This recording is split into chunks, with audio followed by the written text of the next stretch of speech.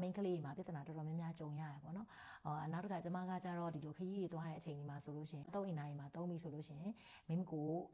ရားတာပေါ့နော်ရားတာဒီ sensitive အရန်ဖြစ်တယ်ပေါ့နော်ဒီမိမကိုပိုင်းမှာ sensitive အားဖြစ်တယ်အဲ့ဒီခါမျိုးတွေမှာကျမ Harvey gel လေးကအရန်အဆင်ပြေတယ်ခရီးသွားရင်ကျမ Harvey gel တပူးကိုရအောင်ထည့်သွားတယ်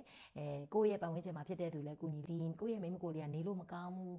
နည်းနည်းလေးခံစားချက်လေးတစ်မျိုးလေးဖြစ်ပြီးကိုနေ့တင်ပေါင်းမိမှာပေါ့နော်ဒီအနက်လေးနည်းနည်းလောက်ရှိပြီအနက်လေးနည်းနည်းလေးရှိပြီဆိုတာနဲ့ကိုကျွန်မဟာပဲချင်းညဘက်အိတ်တဲ့ချိန်မှာဟာပဲချင်းလေးကိုသုံးလိုက်တယ်ဆိုရင်အရန်ကိုတန့်ရှင်းအနက်ကင်းပြီးတော့လေနေရလေကို confident တအားရှိမြို့သားကလည်းဆရာဝန်ဖြစ်တာဖြစ်တဲ့အတွက်ကျွန်မသုံးဖို့သေချာရှာပေးရင်းထဲမှာဒီပစ္စည်းလေးကိုကျမကိုယ်တိုင်တေးသေးချင်တာသုံးပြီးတော့အရန်ကိုလိုအပ်တဲ့ပစ္စည်းဖြစ်တာဖြစ်တဲ့အတွက်ဒီထုတ်ထားပေးရပါတော့အခုညီမလေးအေးရလဲတအားကောင်းတယ်ကျမဆေးမသုံးတာဖြစ်တာတော်တော်ကြာနေပြီတဲ့တော်တော်လေးကောင်းပါတယ်တဲ့မြင်မြင်ကျင်တာလေးရှိလို့ရှင်လည်းပဲ comment မှာရေးထားပေးလို့ရပါတယ်ကျေးဇူးတင်ပါတယ်